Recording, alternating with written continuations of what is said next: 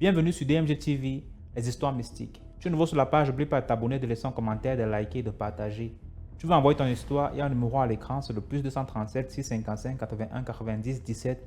Envoie ton histoire par WhatsApp, par note vocale et on va jouer ici sur YouTube. On poste 10 histoires tous les jours sur YouTube à 12h00. La chaîne YouTube c'est DMG TV. On va écouter aujourd'hui 10 histoires mystiques. Je vais vous demander s'il vous plaît de me dire d'où vous écoutez la vidéo en commentaire. Donc, partagez la vidéo, on ne sait jamais qui peut avoir besoin de cette vidéo, si ces conseils. Et si vous avez un message à passer à qui raconte une histoire, faites-le en commentaire en précisant les hashtags, c'est-à-dire que H3 pour dire histoire numéro 3, je pense que, histoire numéro 5, histoire numéro 6. Et aidez-nous aussi avec les titres en commentaire si vous pouvez. Donc, on va commencer avec la première histoire. Ok, première histoire. Bonjour DMG et à tous ceux qui nous suivent. Donc, l'histoire m'a été racontée par un ami très proche. C'est arrivé à son fiancé en fait. Sa fiancée qui est hospitalisée à Yaoundé actuellement. Donc, tout commence en 2022, lorsqu'elle a fini l'école normale. Tout, elle a été affectée, intégrée. Elle attendait juste les salaires, le rappel, quoi. Mais comme les femmes sont ce qu'elles sont, elle met la pression à son gars. Moi, je veux partir à Dubaï. J'ai une amie là-bas, elle va m'aider. Je vais partir enseigner le français et ça paye beaucoup plus là-bas. Comme toute femme, elle a mis la pression. Le gars a fini par réaliser ce qu'elle voulait. Donc, elle est arrivée sur Dubaï. Elle n'avait même jamais vu l'ami en question, car c'est une voiture personnelle qui est venue la chercher à l'aéroport. Ok. Et elle est partie, elle a bien commencé le travail. Elle a bien commencé à enseigner le français dans une famille arabe. Au bout de 1 mois, 2 mois, l'homme de la maison commence avec les avances. Tu es belle, je vais faire ceci pour toi. Laisse le travail, je vais te payer le salaire et en double. Je vais te louer un appartement. Oh, ceci, cela. La vie facile, non. Elle a accepté. Ils ont fait les manœuvres. Ils ont jonglé la femme de la maison. Non, j'ai trouvé un autre travail, je m'en vais. Elle est partie avec le gars. Il avait effectivement loué une maison, un appartement, tout ça. C'est quand elle est entrée qu'elle a su que c'était même pas équipé.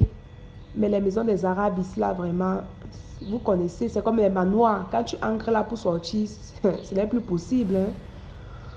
Il a fermé, prenez les choses, donne-moi ton téléphone. Bam, déshabille-toi. Elle s'est déshabillée. Le gars portait 2 bagues, d'après ses dires, sur son pénis. 2 bagues depuis 2022. Ça savait ça qu'il lui faisait de l'amour. Il faisait l'amour comme le chien, comme le chiffon. Je ne sais pas. Depuis des... Ouais, je n'aime même pas les mots parce que les photos qu'il m'a envoyées. Il lui faisait l'amour comme un chien. Parfois le sang sortait, parfois ça avait la bague, parfois ça avait sa main. Pour la nutrition même, c'est une fille du Nigeria qui la nourrissait par la fenêtre parce qu'elle n'avait pas le droit de sortir. Il y avait juste un trou là où elle pouvait mettre sa bouche et on la nourrissait. Donc c'est depuis 3 jours déjà qu'elle est arrivée au Cameroun dans un état vraiment profané, s'il faut le dire. Genre, fini, la nuit même est sortie. Et puis que, on lui demande donc comment tu as fait pour t'en sortir. Donc, c'est la fille nigériane qui lui dit que ouais, ma soeur, depuis des mois tu souffres ici là. Quand le monsieur va revenir, prends une bouteille cassable, casse ça sur son cou et tu t'enfuis. La fille dit non, il n'y a même rien ici à l'intérieur, il n'y a rien ici à l'intérieur. La fille nigériane dit ok, à telle heure, je vais t'apporter telle une bouteille. Tu prends ça toujours par cette fenêtre et tu fais la chose. Elle a apporté la bouteille comme prévenu, comme dit. Quand le monsieur est rentré, elle s'est cachée derrière la porte et elle a tapé ça sur sa nuque en fait. Pam, il est tombé. Tu vois, quand il est tombé, elle est sortie, elle a fermé la porte. C'est comme ça qu'elle ouvre sa voiture, elle retrouve son passeport. Donc depuis des mois là, le passeport est dans la voiture du monsieur. La fille nigérienne l'aide, les manœuvres. C'est comme ça qu'elle atterrit à Douala. Donc c'est elle qui l'a aidé à rentrer. Elle est arrivée, même pas 5 francs. Et c'est où elle appelle son fiancé qui est mon ami là. Je suis à Douala. Le gars était d'abord dépassé parce qu'on n'avait plus de ses nouvelles depuis. Envoie-moi 10 000 sur ce numéro s'il te plaît. Il a envoyé 10 000 à la fille. Elle prend la voiture pour Yaoundé. Quand elle a vu le gars, elle s'est mis effondrée. Actuellement sous sonde, comme je vous dis là à Yaoundé. Que le gars me dit qu'elle est finie, profanée, qu'il n'y a plus moyen. On est en train de retirer même son utérus parce qu'on dit qu'elle ne peut plus enfanter. Donc c'est gâté. Mais donc la morale de l'histoire, les filles, pardon. La vie facile n'est pas bien. Moi-même, je vis ici à Dubaï. Je vous jure sur ma vie, je n'ai jamais entendu parler de ces choses. Pourtant, je vis ici depuis très longtemps. Il faut savoir ce que vous voulez dans la vie. Quand vous allez quelque part, faites ce que vous êtes venu faire. Si ça ne marche pas, rentrez. Ne cherchez pas ce que les gens disent, ce que les gens... Parce que moi, je suis ici, là, je suis même surprise. Ça fait 3 jours qu'il m'a raconté l'histoire. J'ai dit, mais moi, je vis ici à Dubaï et puis moi, j'ai jamais rien entendu. Tu sais que c'est ton travail, ta maison. Donc, c'était un peu ça. J'espère que j'ai bien raconté l'histoire.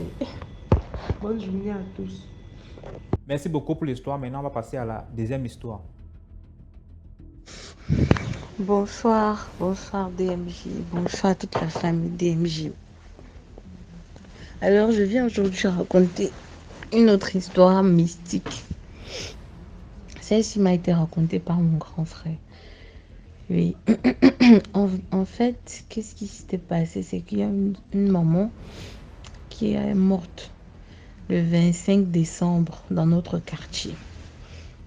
Toujours ici à Douala. La maman est morte, elle partait au marché avec son fils. Donc, elle était sur la moto avec son fils. Elle est morte, son fils n'est pas mort. Oui, je crois que son fils n'est pas mort. Mais elle est morte sur place. Elle a eu un petit accident de moto là. Elle est morte sur place et son fils n'est pas mort. Maintenant, qu'est-ce qui se passe? C'est que un jour, mon frère travaillait dans un marché. Donc, il vendait dans une boutique, dans un marché de la ville. Ce jour-là, il est arrivé, comme à toute habitude, il a ouvert la boutique, il s'est assis et il regardait les passants, les gens passer en fait. C'était au marché, en plein marché.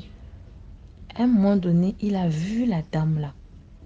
La dame qui est morte il y a quelques années. Ça fait peut-être 3 ans ou 2 ans qu'elle est morte, un 25 décembre. Il la voit passer. Il la voit bien, elle le regarde, elle le voit. Il dit, mais il n'arrive pas à se rappeler où il la connaît. Donc, sur le moment, il la voit bien, il sait qu'il la connaît, mais son cerveau bloque. Il dit, mais je connais la femme-ci. Il veut prononcer son nom. Il dit que, mais je connais la femme-ci. Il est en train de chercher dans sa tête qui est cette femme. Il n'arrive pas. Il est toujours assis, hein. La dame, elle est passée. À un moment donné, elle est repassée. Et quand elle repasse, les portes de son magasin, une porte était fermée et l'autre était ouverte. Donc c'était entrouvert. Je crois que c'était un jeudi ou les jeudis. Il y a un nettoyage dans les marchés et tout. Donc il n'avait pas complètement ouvert la porte. Lorsqu'elle est repassée, elle s'est arrêtée devant sa boutique à lui pour acheter quelque chose à la boutique à côté. Quand elle s'est arrêtée, elle a acheté la chose. Elle a salué mon frère du coup de la main. Donc elle a soulevé la main comme ça, le saluer. Un peu comme vous dites bye bye là, non? La main comme ça. Je sais que vous ne voyez pas, mais je veux que vous compreniez en fait. Elle l'a salué avec la main à distance, jusqu'à sourire. Il dit qu'elle était devenue belle. La maman là. C'était une jeune maman. Hein. Son premier fils n'est même pas mon égal. Son premier fils doit avoir un truc comme 20 ans. Une jeune maman. Ah, mon frère dit, ah, elle me salue. Quand elle le salue, elle se tourne, elle part. À l'instant, son nom est venu directement dans sa tête. Il a dit, ah, c'est elle. Et il est sorti courir pour voir. Elle n'était plus là. Elle avait disparu. Elle avait disparu. Le jour-là, il est rentré, il nous a raconté ça comme ça. Le gars était glacé. Elle avait disparu. Je dis, ah, c'est comme ça, oh. Jusqu'à elle vient faire le marché. Et elle part dans un marché qui est loin de notre quartier parce que c'est loin. C'est à un taxi. Donc c'est en ville. Nous, on n'est pas en ville. Mais il a dit, oh. Donc elle bloquait son cerveau comme ça parce que si il se rappelait à l'instant, elle est partie lui parler. Vu que c'est une revenante. Elle a bloqué son cerveau pour que son nom ne vienne pas directement. Donc tout le temps là, qu'elle était là, en train d'acheter des trucs dans la boutique à côté, Il ne faisait que réfléchir que, mais le nom de la maman, c'est quoi encore? Le nom de la maman, c'est quoi encore? Et à l'instant qu'elle elle a salué, elle est partie. C'est venu directement. Il a couru pour aller regarder, elle n'était plus là. Elle avait disparu. Ah! Les revenants là, non, ils sont partout. J'ai dit, la maman, elle était au quartier, je la connais bien. Je connais même sa nièce. Sa nièce, c'est ma copine. On a fréquenté ensemble. Elle est morte comme ça. Un 25 décembre, le matin, elle partait au marché. C'est le marché de la fête. Ah, les gars, la morale de l'histoire, c'est quoi? Je sais même pas. Mais c'est une histoire mystique, frère. Parce que, moi, ça va me traumatiser. Voir quelqu'un qui était mort comme ça, de vrai. Moi, j'entendais seulement, je n'avais jamais vu. J'ai même toujours jamais vu, mais mon frère, c'est mon frère, même père, même mère, donc il me raconte, c'est comme si j'avais vu. Ah, les gars, bonne journée. Merci beaucoup pour l'histoire. Maintenant, on passe à la troisième histoire. Bonjour la team, bonjour DMG, j'espère que tu vas bien. Moi je vais bien par la grâce de Dieu. L'histoire dont je vais te conter, je vais raconter, vu que tu n'es pas le seul à nous écouter. Vraiment c'est une histoire chrétienne en fait. Tout a commencé le 4 octobre 2021. J'étais chez moi, je venais à peine de... Voilà, je me présente déjà, moi c'est Kenito. Mon pseudo, c'est Ken de la vitesse. Vous voyez, je suis artiste, chanteur, danseur. Donc, le 4, là, je viens à peine de sortir une nouvelle chanson. Et du coup, j'ai propagé la chanson. D'abord à ma famille, j'ai fait écouter à ma famille et tout. Et il y a mon grand frère qui est venu en retard. Lui, c'est un grand chrétien. Voilà. C'est un grand chrétien. Et du coup, j'ai dit, ah, on fait écoute un peu la chanson que j'ai faite.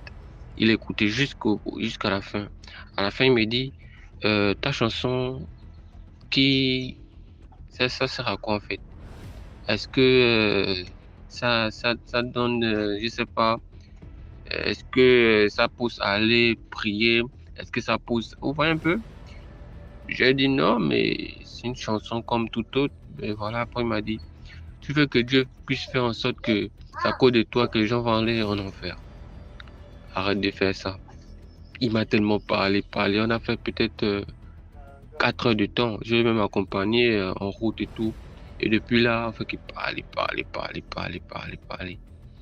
En fait, il m'a vraiment... Bon, c'est lui qui parlait, moi j'étais que là. Moi j'étais touché. En revenant à la maison, j'étais là maintenant de culpabiliser. J'ai dit, ah, les gens là vont aller en enfer à cause de ma chanson, à cause de ce que j'ai fait. Oh Seigneur, pardonne-moi. Et terminant à la maison, tout de prier. Il y avait même ce soir, le même soir là, je devais même lancer le challenge de ma chanson. Et je n'ai même plus lancé le challenge. Et terminant en train de culpabiliser, ça que non. Je veux plus faire ça, je veux plus lancer le challenge. Il y a des gens qui m'appelaient même, mais Ken, à quel niveau ton challenge? J'ai dit non les gars, j'annule. Et terminant là, j'ai dit, oh Seigneur, aidez-vous, que j'ai fait une prière. À l'intérieur de ma prière, j'ai dit, Seigneur, utilise-moi. S'il vous plaît, le mot là-haut, utilise le mot là. Vraiment, il va vous utiliser vraiment. Du coup, j'ai terminé là le 5 octobre. J'étais toujours dans la culpabilisation. J'étais là. Oh, j'étais chrétien. J'ai même fait une vidéo sur ma page. J'ai dit, moi, je suis déjà chrétien. J'ai fait tout. Du coup, j'avais faim. J'ai faim, qu'est-ce que je vais manger? Pourtant, j'avais un Dieu à la maison. Hein. Mais j'avais quelques pièces. J'ai pris 100 francs sur ma tablette. Je suis sorti du portage, de maintenant là assis. Il y a une voix qui m'a dit, descends un peu vers le bas là-bas, tu vas même prendre des croquettes, tu grignotes, tu marches un peu.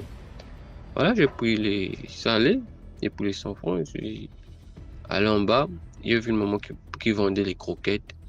J'ai pris les croquettes de 100 francs. Du coup, je suis descendu plus bas et je viens un ami, j'ai dit, ah mon frère, ça dit quoi?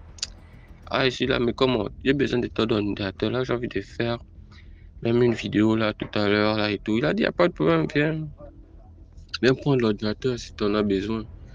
Il dit ok. Du coup, j'ai dit bon, j'arrive, je vais regarder de l'autre côté là si le frangin là est là. Je vais un peu voir avec son téléphone si il peut me filmer avec. Du coup, j'ai tourné et je vis trois jeunes en train de prêcher. Je me suis approché auprès d'eux, j'ai dit ah salut, ça dit quoi? Non, non, je n'ai même pas là pour parler. D'abord, je me suis approché, j'ai écouté ce qu'ils étaient en train de dire. J'ai écouté ce que l'autre était en train de dire. Et je suis revenu, j'ai écouté aussi ce que les autres là étaient en train de parler aussi. C'est où quand ils ont terminé, j'ai dit, ah, ouais, je peux vous voir à côté. Depuis hier, vraiment, je me sens vraiment en confiance. Moi, j'ai envie d'être chrétien et tout. Et vraiment, je cherche à rencontrer vraiment Dieu véritablement et tout. Donc voilà. Donc ce que vous avez prêché, vraiment, ça m'a touché. Je vous jure qu'il ne m'a même pas dit ah machin. Il a seulement dit c'est toi qu'on est venu chercher. Allons-y. Donc oh ouais, c'est toi qu'on est venu chercher. Allons. Moi aussi, papa, j'ai suivi. Je vous jure que c'est que l'histoire là. Écoutez, on a fait le tour de la ville, je vous jure. En fait, je suis au Gabon à Libreville. On a fait le tour de la ville. On est passé dans tous les coins là où surtout il y a du monde à Mbolo. Ceux qui connaissent Libreville, Mbolo, ils connaissent.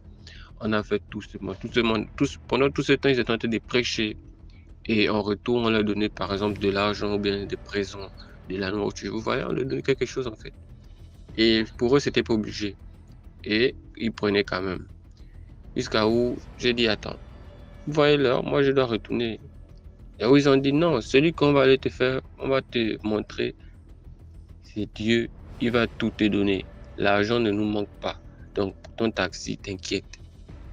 J'étais rassuré, ils sont que, ok, allons-y. Vu que j'ai ma chambre seule, voilà quoi, j'ai ma chambre dehors, je ne vis plus avec les parents, du coup, je peux rentrer à n'importe quelle heure. J'ai dit, ok, d'accord, allons-y. Bah, on est parti.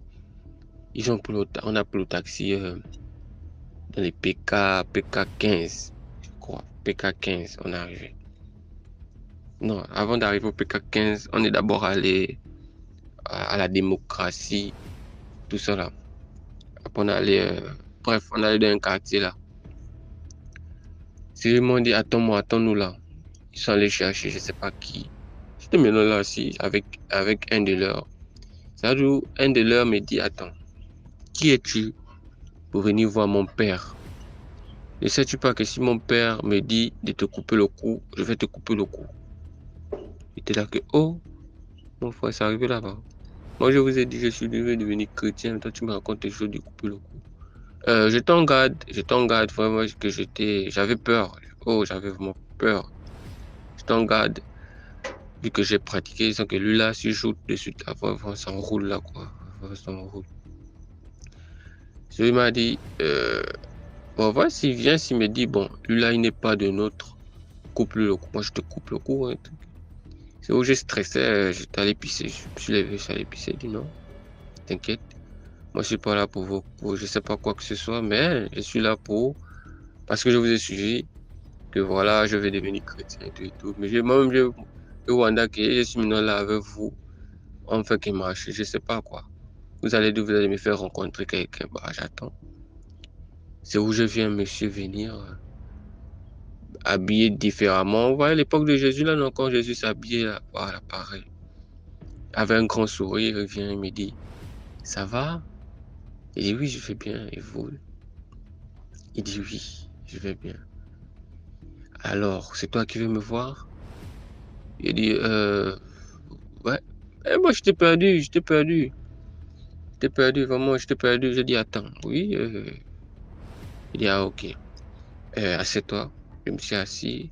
Et du coup, il me dit, je suis Jésus. Je suis revenu ici au Gabon, dans un pays que vous ignorez. Je suis là pour la dernière œuvre. Ça s'est passé depuis 2021. Franchement, j'ai même oublié quelques détails. Vous voyez, j'étais traumatisé à cette époque-là. Bref, revenons. Je suis revenu au Gabon, mais je ne m'appelle plus Jésus. Je m'appelle déjà Sion, le Dieu Tout-Puissant.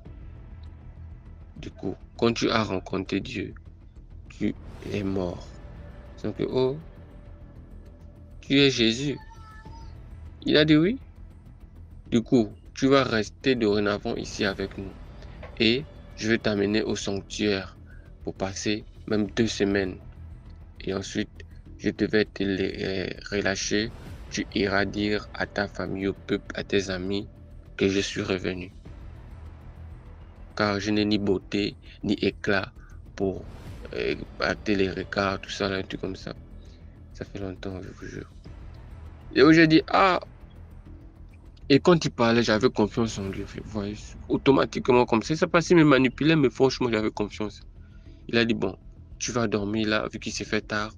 Le lendemain, on va aller te déposer au sanctuaire. Il dit, Seigneur, où est-ce que je suis? Qu'est-ce qui se passe là? Avec la confiance, j'ai pris un peu de courage. J'ai dit, non, désolé, je peux pas rester. Franchement, je ne peux pas rester là. Et il a dit, ok, c'est pas aussi facile, il est obligé. Vas-y, prends ton taxi, tu peux repartir. Et en partant, les 2 gars là étaient en train de me mettre les choses dans la tête. Je faisais tout pour ne pas les écouter, mais il y a une voix au fond de moi qui a dit, oh, j'ai oublié le mot là, Seigneur. Où veux-tu aller? Ne sais-tu pas que celui qui... Oh, j'ai oublié les mots. En tout cas, le mot, la parole m'a fait en sorte que je puisse revenir. Car quiconque met le pied dans la charrue, voilà, car quiconque met le pied dans la charrue et regarde derrière n'est pas digne. C'est que, oh, excusez-moi, ça veut dire quoi ce mot? J'ai dit ça au frangin là qui était à côté de moi. Ils ont dit, ah, tu veux retourner à Sodome et Gomorrhe, non? Vas-y. Et où j'ai vu le retour, je suis revenu, j'ai dormi. Le lendemain, il m'a dit, ils sont venus là, il m'a dit, hier j'étais là, je suis venu pour qu'on puisse veiller un peu, tu étais fatigué, tu dormais. C'est où je me suis dit, j'avais encore plus confiance, où je me suis dit, attends, ceux-là s'ils voulaient me faire du mal, ils devaient me faire du mal pendant que je dormais. Pourquoi ils n'ont pas fait? C'est où la confiance m'est venue. C'est où il y avait beaucoup d'enfants, il y avait beaucoup de jeunes, il m'a présenté. Il a dit, voici, je vais te présenter à chacun d'entre eux. Voici celui-là. C'est Gabriel, l'ange Gabriel que vous priez tout le temps là. C'est lui. Voici j'ai oublié. Voilà, voici Saint-Michel. Saint-Michel est là. Voici la reine prêtresse. Après il a encore dit j'ai oublié. Après il a dit au sanctuaire là-bas, il y a Marie et Joseph. Voilà, un truc comme ça. Marie et Joseph. Donc, du coup. Ah, et Saint-Pierre, voilà, Saint-Pierre, pas Joseph, Saint-Pierre. Voilà. Et là où je dis, bon, ok, d'accord. Tellement l'histoire est longue. Pendant, je vais faire bref. Je vais faire bref. Donc, du coup, ils m'ont mené là-bas. Et en m'emmenant là-bas, j'ai fait 2 semaines. Une semaine d'abord, tout allait bien. La deuxième semaine, oh, maman, j'ai pleuré. Oh. Seigneur, qu'est-ce qui se passe? Où je suis là? Qu'est-ce qui se passe? Moi, je veux repartir chez moi. Seigneur me dit, pars. Et je suis comme s'ils écoutaient mes pensées, en fait. Saint-Pierre dit, va. Elles sont en t'enchaîner. Va, tout ce que tu as dit dans ton cœur, nous on écoute. Va, vas-y. Et terminons là que, oh. Deuxième semaine arrive, voilà lui-même qui arrive un vendredi. Voilà lui-même qui arrive, Jésus en question.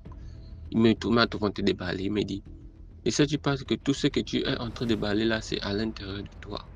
Donc, fais le bien. Donc, oh. Et là-bas, vraiment, j'ai appris des choses. Et la deuxième semaine est terminée. Il m'a dit, voilà, tu peux repartir. Dis aux gens que je suis là. Tu as beaucoup appris. Oh, quand je suis revenu chez moi, je vous jure que je n'étais plus le même. Je reviens dans ma chambre. Ma mère vient le lendemain. Elle me fait un gros câlin en pleurant. Je n'ai plus de sentiments. Je dis, femme, que fais-tu? J'appelle ma mère. Femme, que fais-tu là? Que fais-tu? Ce genre de mots-là, il n'était plus pareil. Il y avait mes témoignages partout sur YouTube. Vous tapez même Ken de la vitesse sur YouTube, vous allez voir mes premiers témoignages. Là, je raconte bien même là-bas. Là, j'ai même oublié. L'émotion encore revenue. Et du coup, la morale de cette histoire, c'est quoi? Évitons de faire des choses avec l'émotion, s'il vous plaît. L'émotion nuit. Ça va vous faire prendre des décisions qu'après vous allez regretter en fait. Mieux vaut que vous mélangez le cœur et le cerveau, vous tournez pour prendre une décision ou bien pour donner des idées. Vous voyez? Parce que le cœur est un organe ma boule. Ça aime tout le monde n'importe comment. Pour moi, l'émotion de la joie, c'est quelque chose de bien. Même dans vos églises là, s'il vous plaît. Prenez des décisions, pas avec l'émotion. Sinon, vous allez regretter demain. Voilà, et à présent, moi, je n'ai pas pu dans des églises. Moi, je suis né d'abord d'une famille musulmane, et vraiment, je n'ai pas même pu là-bas aussi. Je suis maintenant là chez moi. Je prie mon Créateur, Dieu, mon Créateur, et je me suffis là. Et à l'heure que je vous parle, je vois encore même des jeunes là où j'étais, ils ne font que tourner là. Souvent, on se salue, mais franchement, moi, je ne vais plus repartir là-bas. Je préfère rester chez moi. Je prie mon Dieu et mon Créateur. Sinon, c'était tout. L'histoire est longue, je ne suis pas entré dans les détails. Vraiment, c'est long. Merci beaucoup pour l'histoire. Là, on va passer à la 4e histoire. Likez la vidéo, commentez, partagez. Bonsoir la team DMG. Je viens pour raconter une histoire que moi-même j'ai vécue avec mon ami ici au Gabon. J'avais eu à poster ma propre histoire récemment. Bon, ça fait déjà, je sais pas, une semaine. Je sais pas si ça a été posté, mais bon. Je viens avec une nouvelle histoire. Mon ami et moi, nous étions ensemble depuis... bon, il m'a connu, on s'est connus depuis 2016. 2016, vu que je suis un danseur, artiste danseur. Et du coup, j'étais en plein tournage. Il était assis, il m'observait. Et à un moment donné, on s'est rapproché. Voilà, je l'ai appelé pour venir tenir la caméra et tout. Bon, le téléphone et tout. Et c'est où lui, on a tissé l'amitié. Il m'a invité à manger, on allait manger. Jusqu'alors, on était vraiment collés. Voilà, il faisait ses petits boulots. Moi aussi, je me concentrais sur ma danse. Voilà, nous sommes arrivés en 2022. En 2022, c'est quelqu'un de très fort. Hein.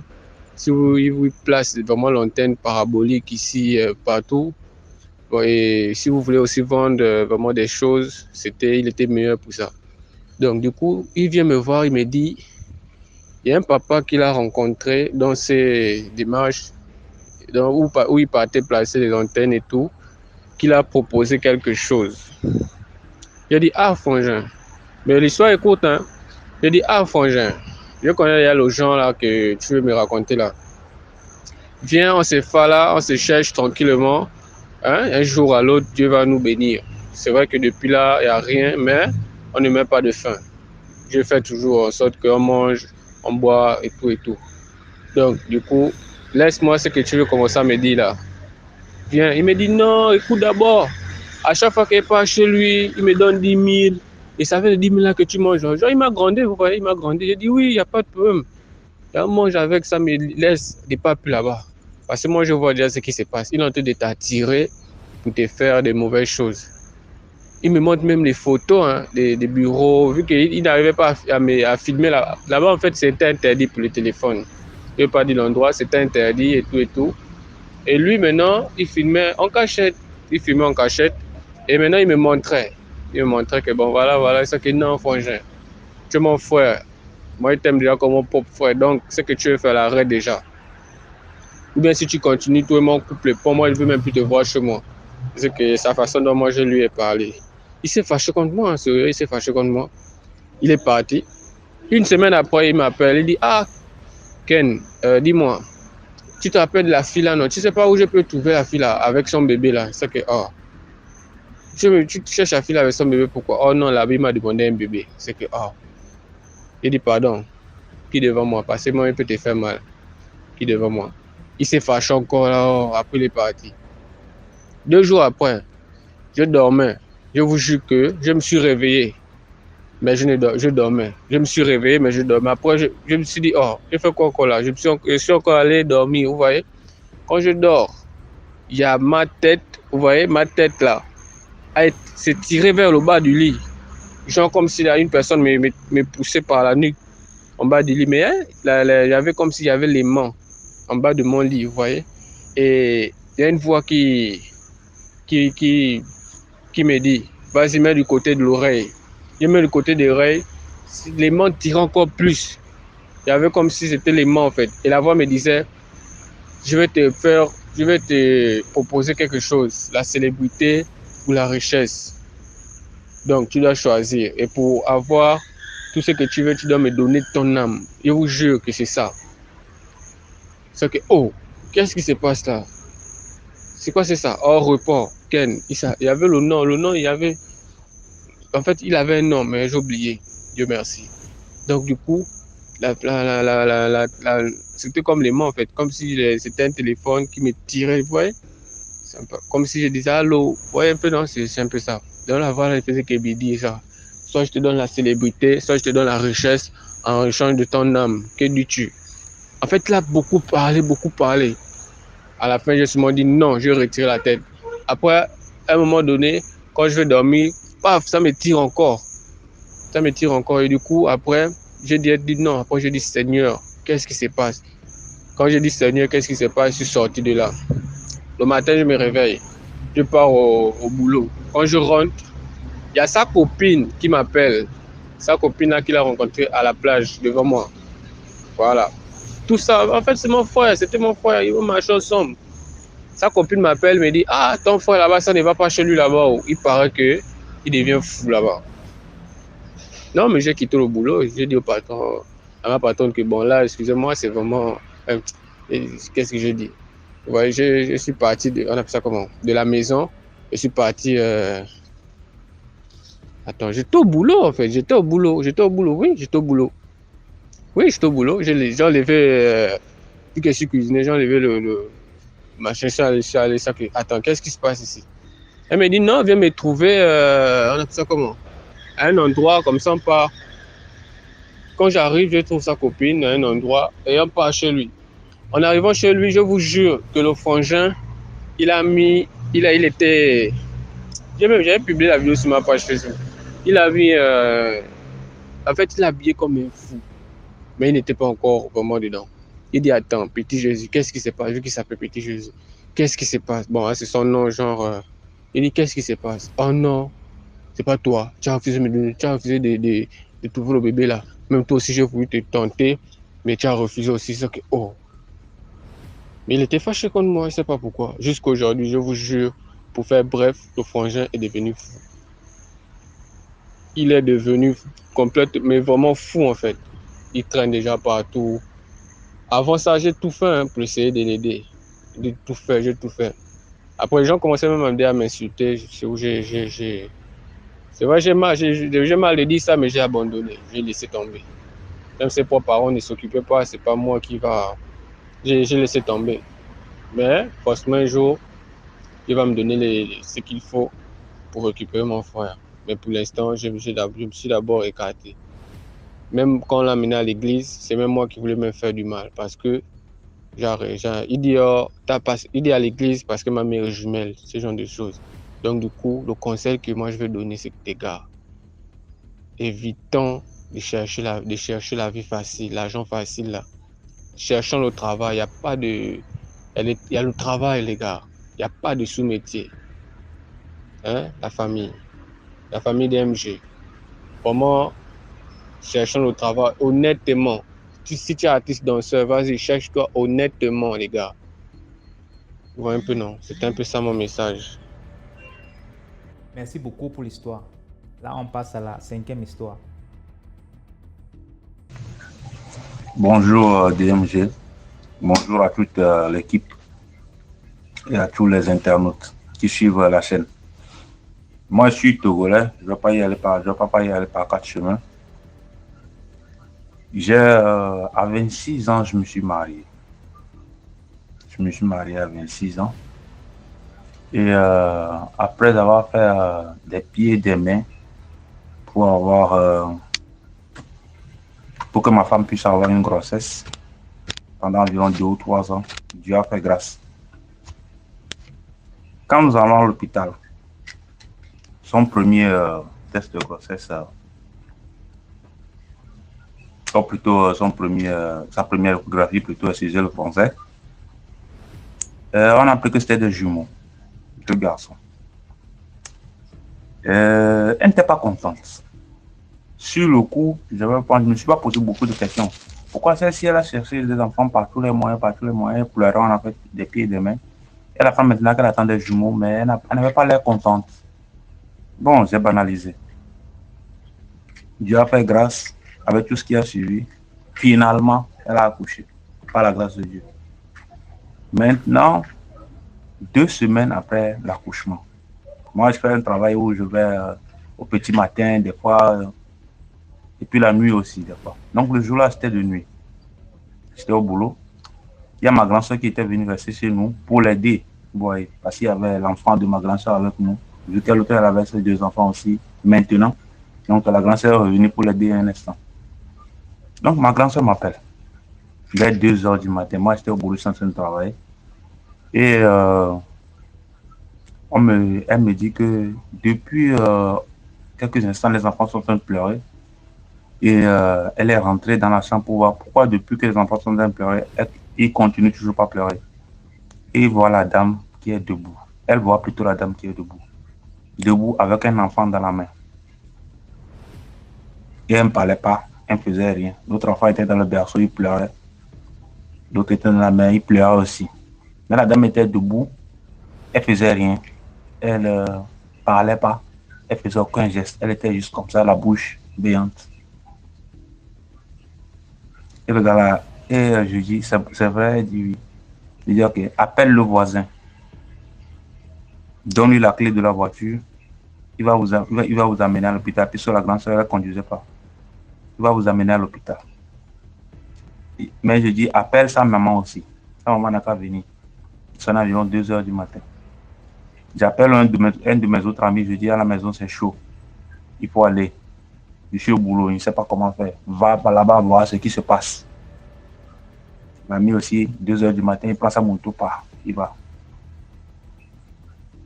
Et vers les 6 heures du matin, en revenant, je vois ma voiture garée dans un hôpital. On m'a dit que c'est là-bas qu'ils étaient. Je suis allé, je vois personne. Mais je vois la voiture. Et je demande, on dit que non, que le cas était trop grave, on l'a envoyé dans une autre clinique. Je dis, ok, je veux prendre la voiture ne démarre pas. J'appelle le gars qui en a donné la clé, mon voisin, qui devait les conduire. Il dit que quand il venait, la voiture a pris feu en route. La voiture a pris feu. C'est pour ça qu'ils ont abandonné ça là-bas. Quand je suis venu, je n'ai pas vu de traces de calcination sur le véhicule. Excusez-moi. Maintenant, j'arrive à faire moi déplacer le véhicule. Je vais à l'hôpital où ils sont admis maintenant. Elle est là, elle se débat sur le lit. Elle était là pratiquement enchaînée, hein, comme une folle. Mais elle ne parlait pas. Elle se débat. On dit on lui a des somnifères, elle dort un peu, elle se réveille, elle se débat. On a fait environ 3-4 jours là-bas. Il n'y avait même pas d'amélioration. Même la salive, la bave, tout ça sortait. Et il y avait un monsieur qui était venu chez une femme. On était encore dans la même chambre. Donc, le monsieur m'appelle, il me dit, tu sais, ta femme là, elle n'a pas un problème physique. Il faut aller chercher. Je dis, ok, allons-y. Mais avant de l'accompagner, moi, je connaissais pas le domaine de la spiritualité, vous voyez. Donc, j'ai appelé un de mes amis, celui qui m'aidait. Et je lui en ai parlé, il dit, ok, mon ami, on va y aller. Mais attends, je vais venir d'abord. Il vient et on y va. On va chez le tradit. Le tradit dit, pendant ce temps, la dame est encore à l'hôpital. Hein. Le tradit dit que il n'est pas là. Désolé pour le retard, il n'est pas là. On l'appelle, le gars l'appelle pour lui dire que non, le problème qu'il a eu la dernière fois, il est venu pour régler là. Il y a un autre problème, mais qui est encore plus grave. Le gars rit au téléphone. Mais il dit que non, qu'il est en train de travailler quelque part, qu'il ne peut plus laisser.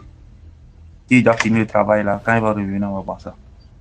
Et à peine on est revenu, le cas de la femme était tellement grave que Elle a été évacuée dans le plus grand hôpital de Lomé. Moi, j'appelle du Togo. Elle est partie. On a encore fait environ une semaine là-bas et puis finalement, elle est décédée. Pendant ses funérailles, ou plutôt la veille des funérailles, à la levée du corps, je pense que c'est ça qu'on appelle ça. C'est comme ça qu'on appelle ça, je crois. Quand les véhicules qui amènent le corps viennent, ils n'allument pas le phare, ils ne font pas de... Ils font rien. Maintenant, moi, je ne savais même pas. J'ai vécu ça, c'est pour ça. C'est ma propre histoire. Hein. Maintenant, vers 3 heures du matin, il y avait les gens. Quand ça se passe comme ça, il y a la famille, les amis et puis tout ça. On était quelque part. Et puis, il y avait on a entendu le cri d'un hibou. Il y avait un papayer là-bas. L'hibou était dans le papayer. Nous étions plus d'une vingtaine sur le papayer, mais personne ne savait qu'il y avait un hibou là-bas. On attend. Et on attend papa. L'hibou s'est envolé. Et à plus de 50 mètres, on entend immédiatement dans la seconde qui a suivi, on entend les klaxons des véhicules qui commencent par amener le corps. Poum, poum, poum, poum, poum, poum, poum, poum. Moi, je ne savais pas que c'est comme ça que ça se passait. Mais on dit, tiens, l'hibou s'envole et on commence par entendre les klaxons. En ce moment, je n'étais pas hautement spirituel, donc je ne comprenais rien. Donc, qu'est-ce qui se passait? Après, tout s'est passé et puis tout. Maintenant, je dormais. Pendant ce temps, il y avait ma soeur qui était toujours avec moi. On était restés 2. Après le départ de la famille et tout. Donc, je dormais. Quand tu dors, vers 1h du matin, il y a des hommes. Enfin, parce que tu entends ça comme c'est des hommes qui viennent marcher sur le toit. Est-ce que moi, c'est sur votre chaîne que moi j'ai appris que quand on dort la nuit, on entend bien comme si c'est comme si c'est des grains de sable qui se versaient sur le toit. Ta maison était déjà devenue une piste d'atterrissage. Moi, je ne savais pas. Chez moi, c'était la chorale du soir. Chaque jour, chaque nuit plutôt, je devrais dire. C'était incessant jusqu'au matin. Ça veut dire que ma maison était déjà un aéroport, mais je ne savais pas, j'étais ignorant. Alors que c'est l'ignorance qui tue. Et c'est ça qui a tué la dame. Parce qu'il y avait tellement de moyens très faciles de contrecarrer tout ça. Mais je ne savais pas tout ça.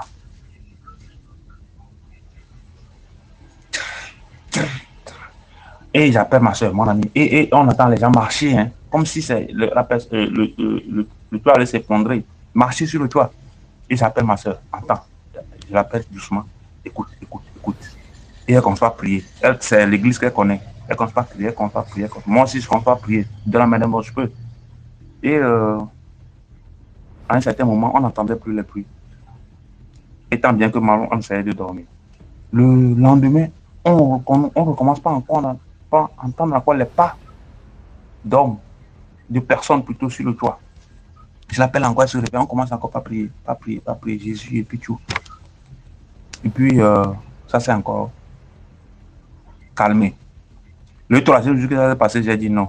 Quand je passe avec mon véhicule, il y a quelqu'un qui vend les plantes sur la route pour chasser les sorciers d'Iti. Et je lui ai dit, je me suis arrêté à côté de lui, c'était dans mon véhicule. Et je lui demande, je lui dis, ces plantes-là, et puis tes écorces là, ça sert à quoi? Excusez-moi, le truc est en train de faire 9 minutes, mais excusez-moi, je vais raconter. Si c'est bon, vous postez. Si c'est pas bon, pas de problème. Tes plantes là, ça sert à quoi? Il dit, ça sert à chasser les sorciers. Il dit, si tu prends la tige là, tu mets ça sur le toit, les sorciers ne vont plus venir sur ton toit la nuit. Il dit que les sorciers sont en train de me gêner. Il dit, ah bon, toi, les sorciers sont en train de te gêner? Ben, c'est quelqu'un à qui je donnais de l'argent même sans raison. Il dit, les sorciers sont en train de gêner, toi? Il dit, non, prends. Il me donne des tiges et des écorces. On appelle ça, je ne connais pas le nom scientifique. Donc, des fruits plutôt. Et je prends les deux. Il dit, quand tu vas à la maison le soir, cette tige-là, mets ça sur ton toit. Et ces graines-là, fais-en un savon, tu te laves. Je vous dis, s'il vous plaît, je n'ai pas fait le savon. La tige là, quand je suis parti, j'ai déposé la tige là sur le toit. Plus jamais je n'ai plus entendu quelqu'un marcher sur le toit. Plus jamais je n'ai plus entendu un hibou crier dans cette maison.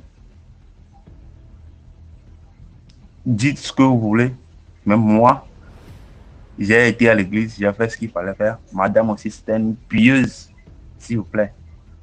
Mais ce que moi, j'ai compris dans la spiritualité africaine, ça fait que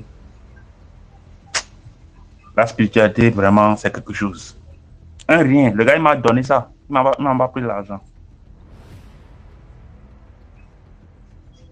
Il y a beaucoup de choses qui s'en sont suivies. Mais l'audio va déjà 10 minutes. Sachez seulement que ce qu'on dit ici, c'est vrai. Quand vous entendez les trucs sur le toit, la nuit, bon, pas les bruits des hiboux forcément, mais comme si c'est le sable qu'on versait. C'est le danger. Il faut déjà commencer par réfléchir. Si vous priez Dieu, mais vous continuez, si vous priez plutôt Jésus, mais vous continuez toujours pas à entendre ça, sachez que vous n'êtes pas en train de le prier de la bonne manière, ou bien il faut appeler Dieu d'une autre manière. Et moi, quand je l'ai appelé d'une autre manière, jusqu'au jour d'aujourd'hui, il continue pas à me répondre, il ne me laisse jamais tomber. C'était ma petite histoire. Si vous trouvez qu'elle est intéressante, vous pouvez la poster. Si vous trouvez qu'elle n'est pas intéressante, ah ben, je me serais trompé alors. Bonne soirée à tout le monde. Vous likez, vous partagez. Et puis, on se retrouve dans les commentaires pour la suite. Merci.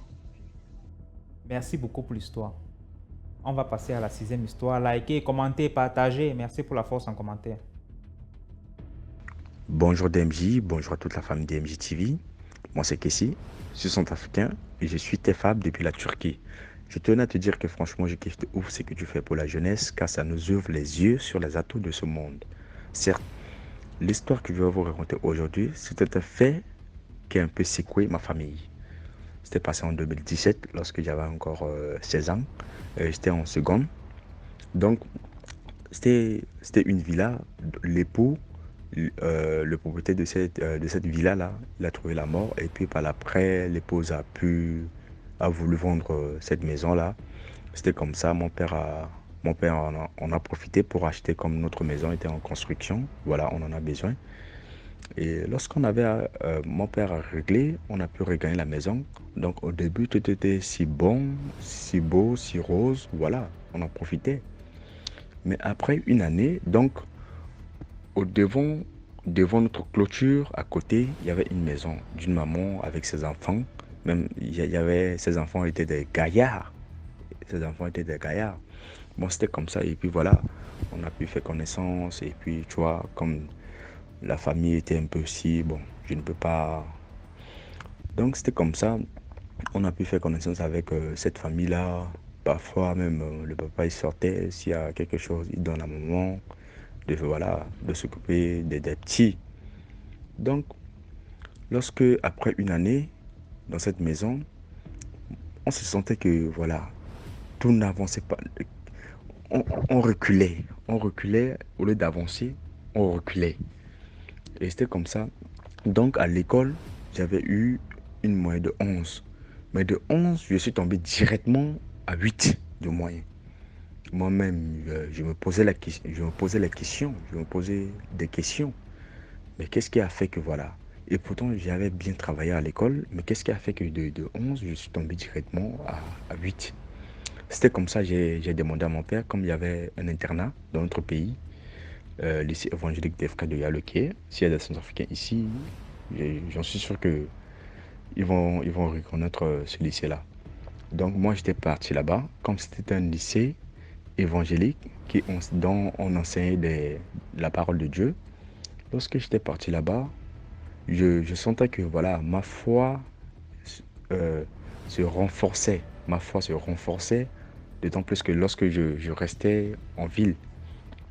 Donc, chez nous là-bas, dans cet internat, le congé de Noël, on nous donnait des vacances pour revenir au sein de notre famille. Donc, c'était un congé de Noël comme ça. On nous avait donné les vacances. Lorsque je suis revenu, je suis arrivé, j'étais vraiment fatigué le soir. Donc, lorsqu'on a quitté le matin pour là-bas, pour la ville, notre véhicule a eu une panne. Donc, par l'après, c'était le père d'un ami qui était venu nous chercher.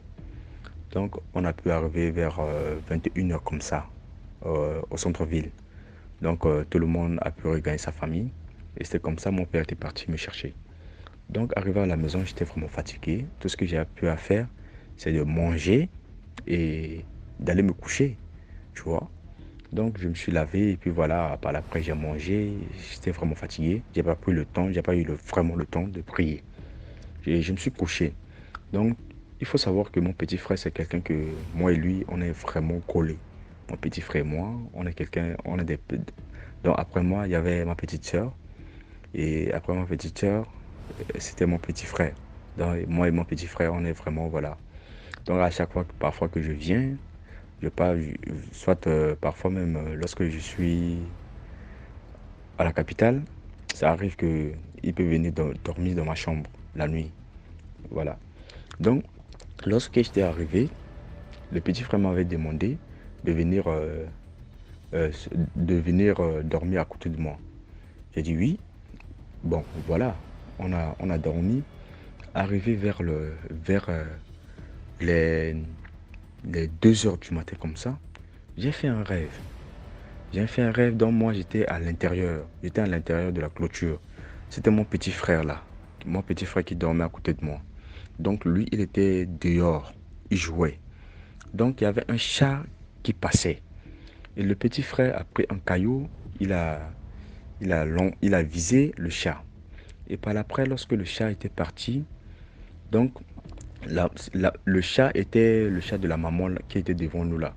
Lorsque le chat était parti là-bas, bon, je ne sais pas. La maman a pris une chicotte pour venir frapper mon petit frère. Donc apparemment le chat a trouvé une blessure et puis le chat était sur le point de mourir. La maman a pris une chicotte pour venir frapper mon petit frère. Donc lorsque j'étais à l'intérieur, quelque chose m'avait dit, c'était dans le rêve, c'est dans le rêve comme ça. Quelque chose m'a dit de sortir vite. Lorsque je sors, je vois la maman porter le chat et avec la chicotte là à la main pour venir frapper mon petit frère. Donc, lorsque je suis sorti, je me suis interposé et dit à la maman que c'est pas normal. Vous êtes une maman.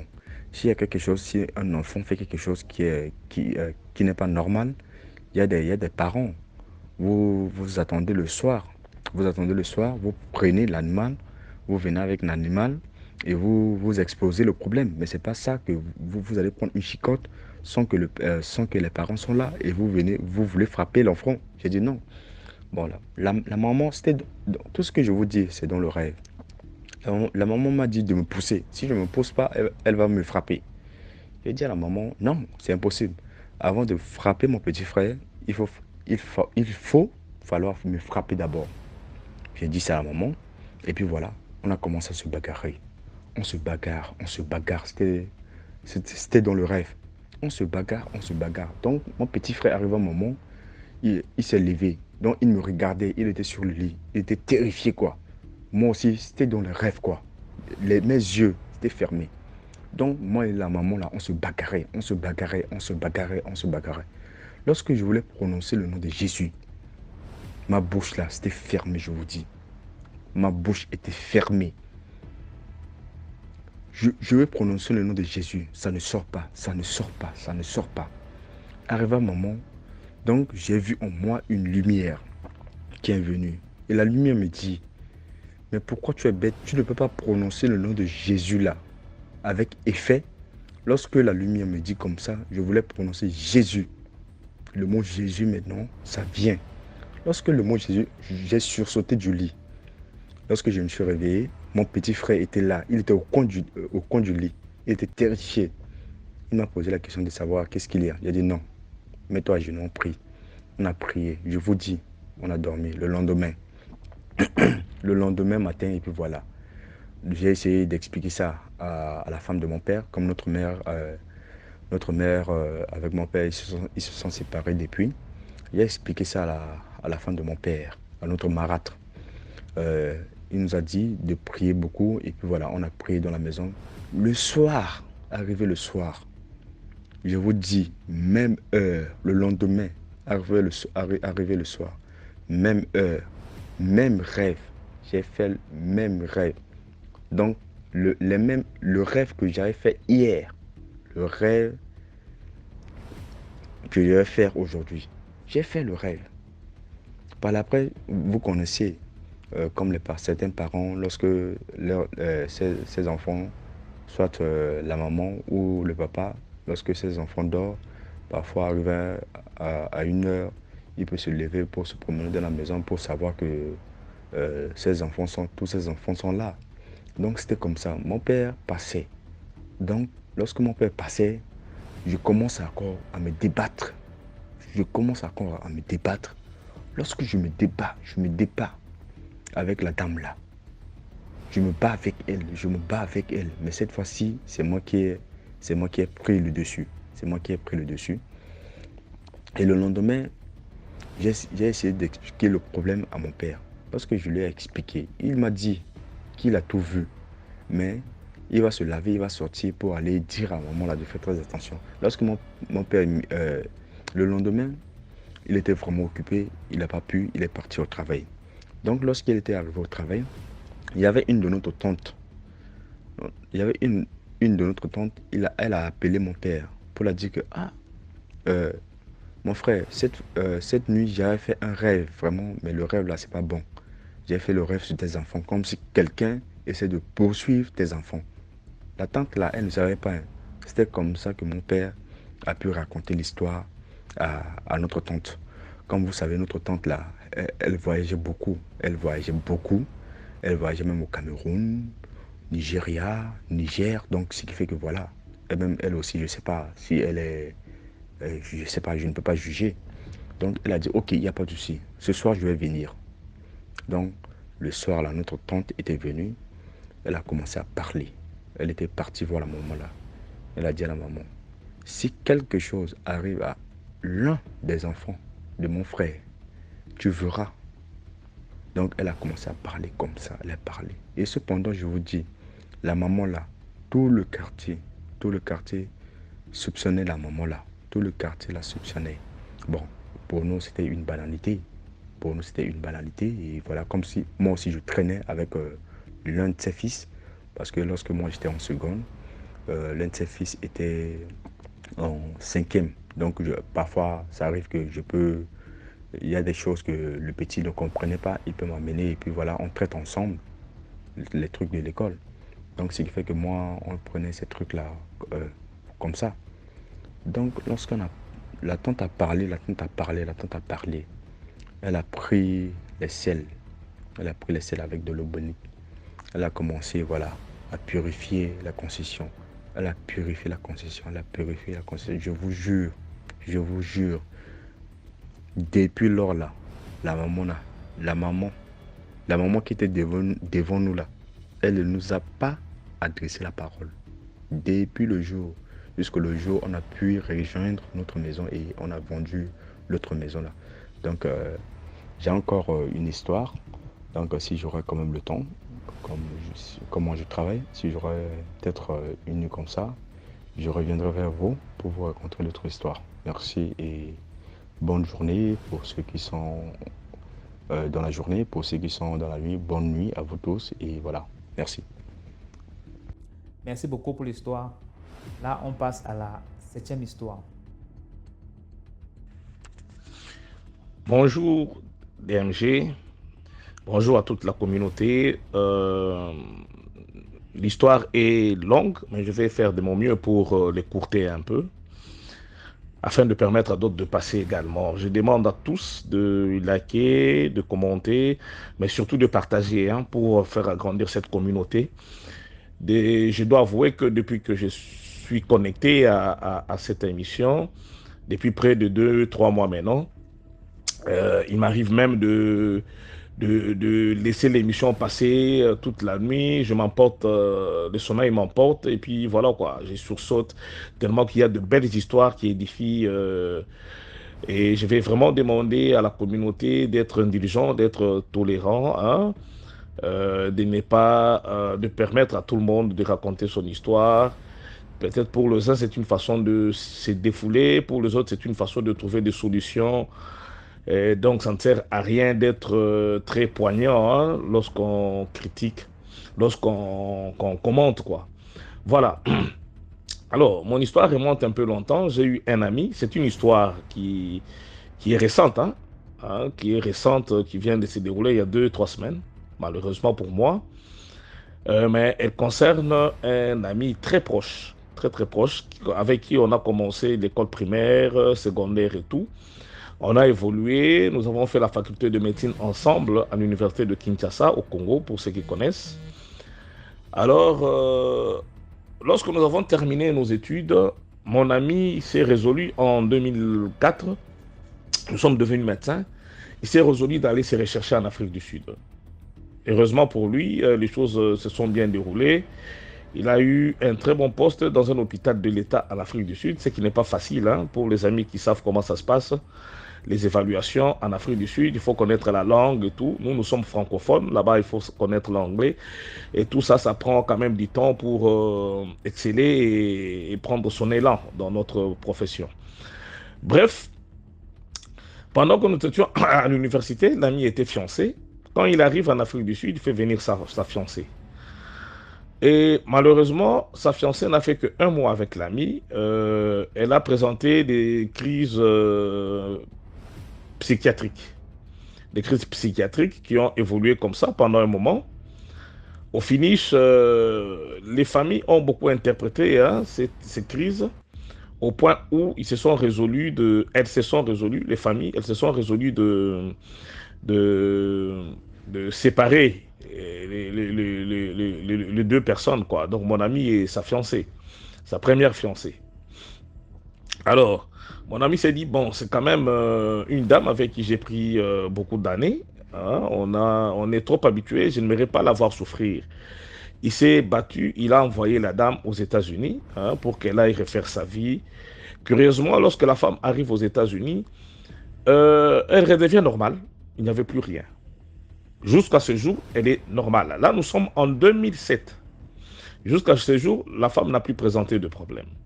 L'ami est resté en Afrique du Sud. Je serai un peu plus bref. Hein. Je vais recouper certains morceaux et laisser tomber d'autres pour vous faire gagner en temps, quoi. Alors, l'ami reste. Il s'est dit, ben, il ne pouvait pas rester comme ça. Il tombe sur une Sud-Africaine, une dame sud-africaine, avec qui ils ont 2 fillettes. Aujourd'hui, la première fillette a 12 ans et la seconde a 9 ans. Malheureusement, l'ami n'était pas convaincu de la dame parce que déjà que le mœurs ne concordait pas. Les mœurs ne concordaient pas d'après les explications de l'homme, bien évidemment. Et moi, personnellement, je vis en France, mais quand je suis allé en Afrique du Sud, j'ai essayé de discuter avec l'ami et la dame. Bon, j'ai compris que c'était une union de fait. Une union de fait. Donc, ce n'étaient pas des gens qui étaient prédisposés à évoluer ensemble. Ils ont eu quand même des enfants. La femme a laissé les enfants auprès de l'homme. Elle a évolué toute seule, ailleurs, dans une autre ville. Un peu plus loin, quoi. Alors, l'homme est resté seul avec ses 2 enfants, avec sa bonne. La bonne qui l'aidait à préparer les enfants pour l'école, à faire à manger pour les enfants, etc., etc. Ben, il s'est dit qu'il ne pouvait pas rester seul.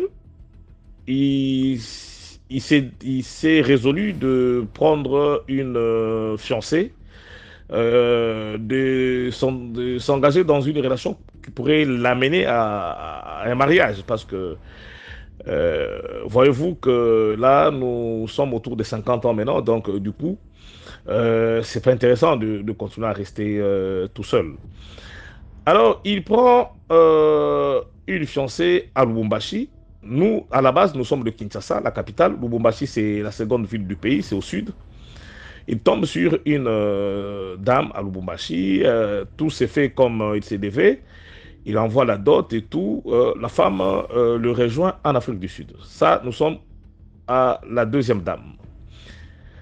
Arrivé en Afrique du Sud, nous sommes à la 3e. Donc, nous prenons la première fiancée qui a présenté de troubles psychiatriques, qui est allée en Afrique du Sud et aux États-Unis. Nous prenons la dame avec qui il a fait 2 enfants, la sud-africaine, et là, nous sommes à la 3e. Alors, la 3e arrive en Afrique du Sud, elle fait 1 mois, elle glisse, elle chute carrément. Elle était en train de faire le ménage, elle glisse, et elle se fracture. Il y a fracture de 2 fémurs, donc les 2 fémurs complètement cassés, quoi. Alors, On l'amène à l'hôpital, on voit qu'il n'y avait pas que le problème de fracture de fémur, mais aussi, elle a eu un problème au niveau de la colonne vertébrale. Donc, du coup, elle ne savait pas, mouvoir pendant un long moment. Alors, sa famille qui est restée à Lubumbashi, apprenant cela, et connaissant déjà les antécédents de notre ami, alors la famille s'est résolue de ramener leurs enfants à Lubumbashi. La famille a exigé une séparation temporaire entre les deux, donc leur fille et mon ami. Bizarrement, encore une fois de plus, la femme arrive à Lubumbashi, quelques semaines après, 2-3 semaines après, elle commence à se remettre. Elle ressent sa colonne vertébrale, les orthopédistes font ce qu'ils avaient à faire, la femme recouvre totalement sa santé. Et la famille de la femme se décide de rompre ces liens de mariage. Alors, mon ami est resté très triste. Très, très triste. Alors là, nous sommes en 2017 déjà. Autour de 2017. 2017-2018 par là. Alors, l'ami est resté. Il s'était décidé que vraiment, il a compris qu'il devait élever ses enfants, qui étaient encore toutes petites. Et il avait lui-même compris que le mariage, c'était quelque chose qui n'a pas été fait pour lui. Il est resté comme ça. Bon, il y a eu des amis, il y a la famille qui sont venus lui dire que c'était pas normal qu'il reste comme ça. Il devait se relancer dans une nouvelle aventure. Finalement, il s'est trouvé une fiancée à Kinshasa. Nous sommes en 2021, donc je peux dire 3 ans après. Il se trouve, 2022 par là, il se trouve une fiancée à Kinshasa. Lui était toujours en Afrique du Sud. Il a même eu de promotion. Il était même médecin directeur de l'hôpital là où il a été affecté. Un type très bien, très sociable, un type attentionné, en tout cas un ami exceptionnel. Alors, qu'est-ce qui se passe? Il commence à préparer le mariage. Nous sommes au mois de mars 2023, donc le mois passé. L'ami prépare son mariage. Nous autres, nous avons compris qu'il fallait que ça soit une cérémonie effacée, quoi. Donc, pas trop de tapage, de trucs comme ça. Mais vous connaissez les femmes, hein? La famille de la femme a insisté. Pour eux, les antécédents de l'ami, ce n'était pas leur problème. Hein? C'était leur fille qui s'est mariée. Alors, elle devrait honorer leur fille. Alors, l'ami a dit, bon, il n'y a pas de problème, mais cette fois-là, on ne va pas faire le mariage en Afrique du Sud, on va le faire à Kinshasa. Tout a été pris, salle de fête, et tout, pour le mariage qui devait se tenir le 25 décembre, samedi 25 décembre, qu'est-ce que j'ai dit? Samedi 25 mars 2023 à Kinshasa. L'ami prend son vol le 20 mars dernier ici. Il arrive à Kinshasa le 20, le 21, le 22. Nous sommes le 23, à 2 jours du mariage. Il y a son frère qui venait des États-Unis. Il venait pour le mariage. Alors, il demande à son jeune frère d'aller récupérer, enfin, qu'ils aillent récupérer leur frère qui venait des États-Unis pour l'occasion. Alors, son jeune frère était au volant. Lui, mon ami, était voisin du chauffeur, donc devant. Il y avait un autre frère à eux, un cousin qui était derrière. Ils sont allés à l'aéroport, ils ont bien récupéré leur frère qui venait d'arriver. Alors, comme leur mère n'habite pas loin de l'aéroport, ils se sont dit qu'ils devaient passer par leur maman. Il était déjà autour de 2 heures, avec le décalage horaire entre Kinshasa et États-Unis, ça fait 8 heures. Donc, leur frère est arrivé autour de 2 heures du matin. Les temps de finir les formalités, de sortir, tout ça, on était déjà autour de 3 heures du matin. Ils ont vu leur maman vite fait, alors ils se sont mis en route pour rentrer en ville. Il faut dire que la distance entre l'aéroport de Njili, donc de Kinshasa, et la ville là où ils habitaient, ça faisait à peu près 30 km. Alors pour ceux qui connaissent Kinshasa, ils savent que le tronçon entre l'aéroport et la première cité la plus peuplée qu'on appelle Kingasani est un tronçon qui n'est pas électrifié, donc il n'y a pas du courant. Donc les lumières, là, les lampadaires et autres, il n'y a pas. Malheureusement pour eux, il y a eu un chauffeur qui a laissé son camion en panne en plein milieu de la route. Sans signaux, sans quoi que ce soit. Vous savez un peu comment ça se passe chez nous en Afrique. C'est pas comme dans des pays développés où il y a des sanctions pour des chauffeurs qui se comportent de cette manière. Alors, le chauffeur a laissé un camion, un grand camion, man, avec de bois, plein de bois, à vendre bien évidemment. Mais comme le camion tombait en panne, il a fermé ses portières, il est parti. Le petit chauffeur là, le petit frère n'avait pas vu. Il était à vive allure, il n'avait rien vu malgré ses phares. Il s'est retrouvé à quelques mètres du camion. À quelques mètres du camion. Nous sommes à 2 jours, hein, je vous rappelle, hein, à 2 jours du mariage. C'était le 23. J'ai dit le 23, le mariage devait se tenir samedi le 25 mars passé. Alors, comme tout chauffeur, il a eu le réflexe de vouloir éviter le camion, mais en cédant le côté du passager, donc de mon ami. Et c'est le côté du passager qui est allé s'enfoncer dans le camion. Et mon ami est mort sur place à 2 jours de son mariage. Alors, il y a beaucoup de choses qui se racontent. Nous tous, ses proches, nous sommes perdus. Il y a ceux qui disent, enfin, il faut dire que lorsque l'ami est venu pour le mariage, il a laissé ses 2 enfants, ses 2 fillettes de 12 et de 9 ans, entre le maître de la bonne à la maison, en Afrique du Sud. Il est venu tout seul prendre leur nouvelle maman et rentrer avec elle en Afrique du Sud. Il paraîtrait, d'après ceux qui sont en Afrique du Sud, les collègues qui sont là, que la grand-mère de la fille, de la Zoulou, donc la maman de ces 2 fillettes, était passée pour dire qu'elle a appris que l'ami est parti dans son pays prendre une nouvelle femme. Comme on l'avait averti plusieurs fois, plus de 2 fois, il n'avait pas compris. Cette fois-là, c'est lui-même qui sera frappé. Malheureusement, on nous a appris, donc c'est un discours indirect, on ne sait pas le confirmer, mais il y a beaucoup de mystères tout autour de la mort de cet ami qui, je viens de vous expliquer en détail ce qui s'est passé durant toute sa vie. Durant toute sa vie. Et déjà pour sa première femme qui est aux États-Unis, pour sa deuxième femme qui est à Lubumbashi, et finalement pour cette femme qui est restée veuve à Kinshasa. Et l'ami est décédé comme ça. On venait de l'enterrer il y a 1 semaine à Kinshasa. Il a laissé ses 2 fillettes en Afrique du Sud. Et là, nous sommes en train de nous organiser pour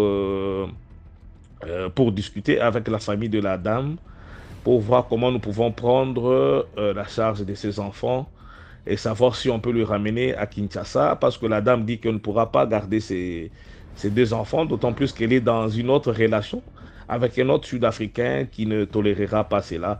Donc voilà comment notre ami a perdu la vie comme ça, dans une histoire mystique qu'on ne sait pas comprendre jusque-là.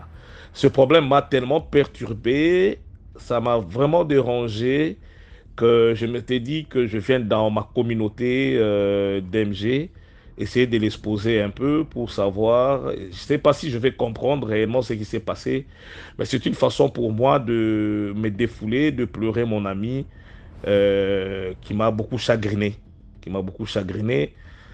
Voilà un peu son histoire. Comme on dirait, on meurt comme on a vécu. Il a été enterré dignement par nous, ses proches.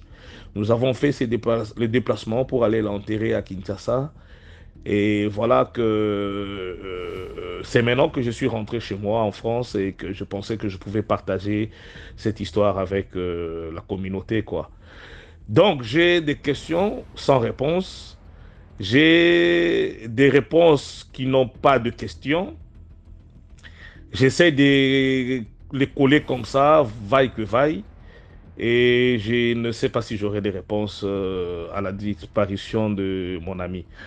Merci beaucoup DMG, merci la communauté, commentez bien évidemment sans injurier, sans taquiner, soyez tolérants. Voilà un peu. Merci. Merci à vous. Merci beaucoup pour l'histoire. Maintenant, on passe à la 8e histoire. Bonjour la famille des MTG. Excuse-moi, je ne comprends pas bien français. Je vais vous dire une histoire qu'on va tirer leçon de ça. Ça concerne l'un de mes voisins, la famille qu'on était voisins. C'était la famille chrétienne. C'était une fille qui est née là-bas. Une très très jolie petite fille et gentille. Elle parle beaucoup. On l'adorait tous. Mais ce qui était bizarre, personne ne savait que la petite, elle était sorcière, chef de la sorcellerie. Elle était la cheftaine. Et aussi, c'est les... Jenny aussi, elle est la reine là-bas aussi. On ne connaît pas. Comment ça arrivé? La petite fille en question, elle a dit, parce que avant qu'elle a commencé à parler, c'est elle-même qui a rencontré tout ça là, parce que c'est les pasteurs qui ont dit sur elle. Elle a commencé à parler maintenant. Comment ça arrivé? Un jour, elle descendait à la rivière, à la petite rivière au village là, au Marigot, je sais pas, ça dépend. À ce moment, j'étais au bled. Elle a dit qu'elle a vu un génie. Elle avait une génie, et c'était une femme. Elle a vu ça, mais elle a regardé. La dame même a su que le génie là a su que la fille la vit. Donc ils sont partis à la rivière. La petite, ils ont fait ce qu'ils ont à faire à la rivière. Ils sont montés. Après la nuit, le génie est venu la voir et dit, tu m'as vu. Je suis venu te voir pour que on sort, tu m'accompagnes. Elle a dit à le génie, parce que c'est une fille, une petite fille qui était très intelligente. Elle a dit, mais comment moi je vais sortir? La porte est fermée. Elle dit, si tu veux sortir, tu me dis oui, moi je vais te donner quelque chose, comment tu vas sortir? Elle dit, ok, je vais sortir avec toi. Donc maintenant, excuse-moi, la petite fille est partie voir. Maintenant, ils sont sortis avec le génie en question. Ils sont partis au bord de la rivière, au bord de l'eau, mais l'eau de mer que le génie l'a envoyé. Il a envoyé là-bas que la porte de l'eau est ouverte. Ils sont rentrés dedans. Ils sont sortis dans un autre monde qui n'est pas notre monde. Donc quand ils sont rentrés là-bas, les génies de là-bas, ils ont pris la petite fille qu'ils ont nommée la reine, la princesse. Le fils, c'est-à-dire la fille de la reine, quoi. Elle est devenue princesse là-bas.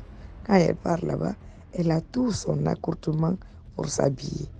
Donc, elle s'est habillée maintenant. C'est pour faire un peu vite parce qu'elle a parlé, c'est beaucoup trop long. Mais pour avancer vite, donc la petite maintenant dit qu'elle s'est habituée là-bas. Elle part tout moment là-bas. Donc, comme elle partait tout moment, elle est devenue la reine, elle est princesse là-bas. Donc maintenant, la fille du reine, on l'a donné du pouvoir. Elle a un chien qui s'appelle Mouton. Et elle a un chien, excuse-moi, elle a un chien qui s'appelle, j'ai oublié le nom de son chien, mais elle a un serpent aussi qui s'appelle Python. Python, son serpent s'appelle. On l'a donné ça. On l'a donné beaucoup, beaucoup de pouvoir dans le pays génie. Elle est là-bas, elle est devenue reine. Quand elle va là-bas, on l'accueille comme la fille d'une présidente, quoi. Donc c'est comme ça que la fille tout le temps elle part là-bas. Donc un jour, elle a dit elle est sortie de se promener. Elle est tellement habituée là-bas de partir. Mais maintenant, elle mange moins en moins chez elle. Elle mange que là-bas. Donc, Un jour, qu'elle est sortie la nuit mystiquement pour aller se promener, elle a vu un groupe de sorcières maintenant. Le groupe de sorcières, elle s'atterrit là-bas.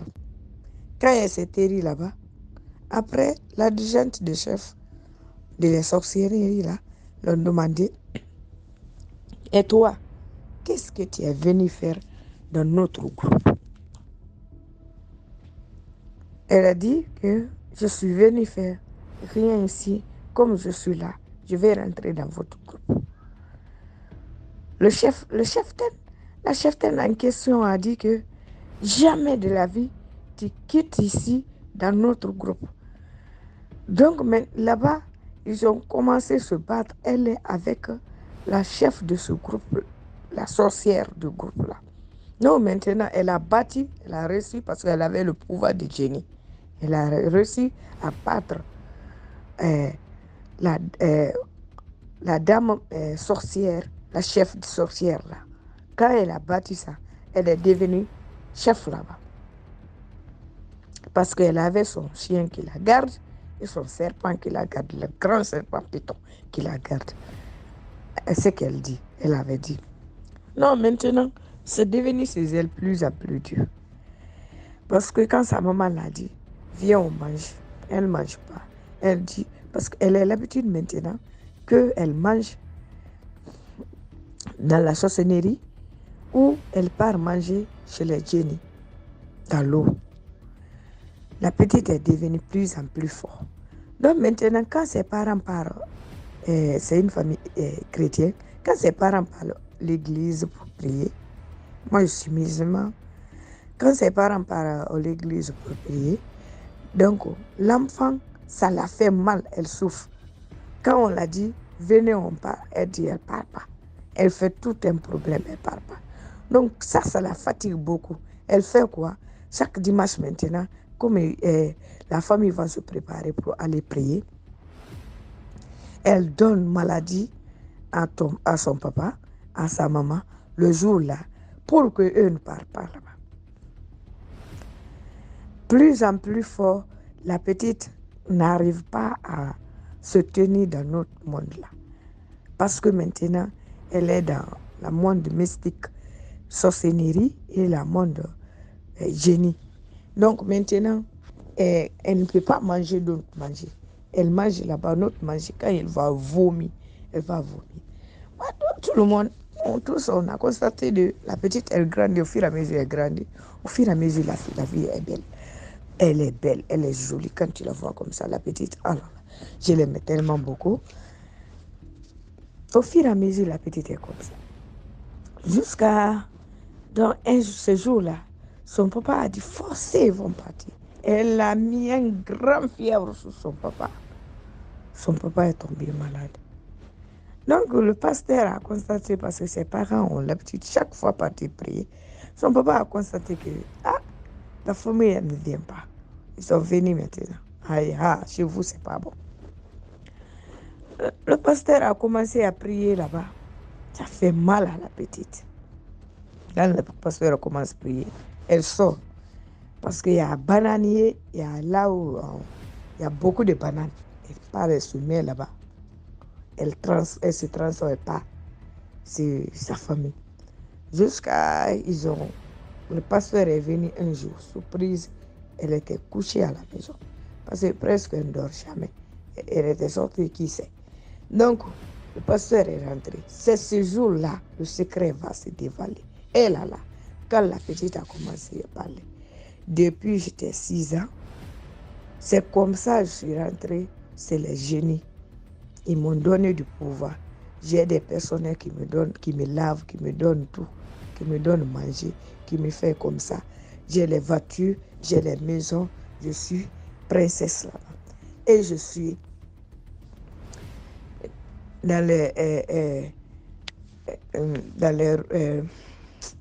je suis princesse dans le royaume génie et dans le monde mystique, je suis chef là-bas aussi. Elle a dit combien de personnes la petite a dit ils ont mangé. que c'est pourquoi elle n'arrive pas à manger, elle n'arrive pas à tenir. C'est lui qui a mis maladie sur son papa pour que son papa et sa maman ne puissent partir à l'église pour prier parce que si elle part à l'église pour prier, ça l'a fait mal à elle que jusqu'à elle n'arrive même pas. Elle n'arrivait pas à rester tranquille tant qu'eux sont là-bas à l'église. Elle, ça ne va pas. Donc, c'était ma petite histoire.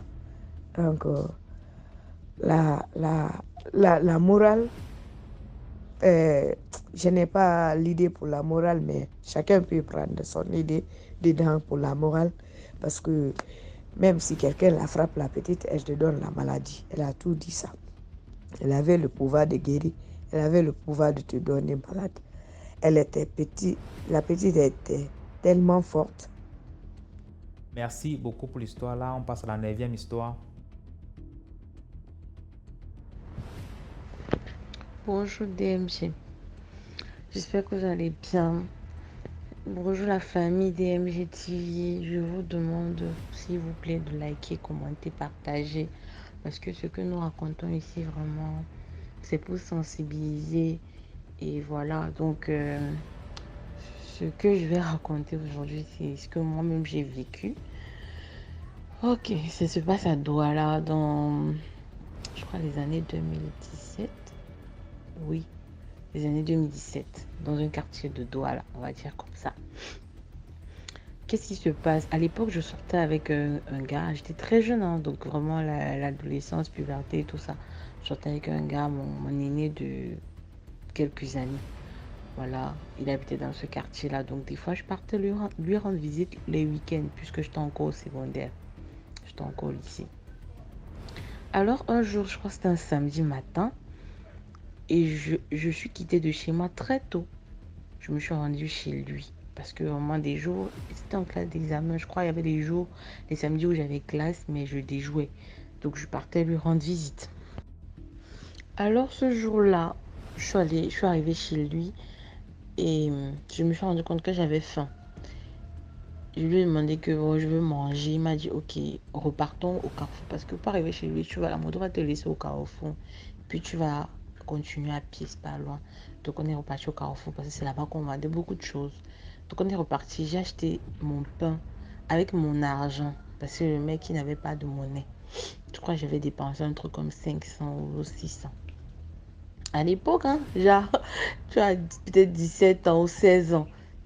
Dans ton argent est vraiment spécial. Donc j'achète mon pain et puis on est en train de marcher en route. Ce sont des quartiers, je ne sais pas comment je vais vous expliquer. Ce sont des quartiers où c'est goudronné. Et puis on marchait du côté gauche de la route. Moi j'étais à côté de la Rigole. Donc les quartiers vraiment cintrés de la ville là. Je ne veux pas dire le nom du quartier, mais c'est en ville. Comme on dit en ville, la ville de Douala, donc en ville. Je marchais là comme ça. Lui il était du côté de la route. Genre comme le gars te protège et tout. On marche, on est en train de discuter. J'arrête mon pain dans ma main gauche et sa main dans la main droite. Donc j'arrêtais sa main. On marche comme ça. Arrivé à un endroit, pas loin de chez lui. Genre on est vraiment à côté de chez lui. Il voit une voisine de loin. Elle venait vers nous. Donc il est en train de discuter avec elle à distance. Moi je suis en train de marcher. Donc il voit pas ce qui se passe de mon côté. Sauf que de mon côté, il y a la rigole. Les grandes rigoles là. Genre quelqu'un peut entrer dedans. Si quelqu'un tombe mal, il va se blesser là. Il y avait une grand-mère dans la rigole.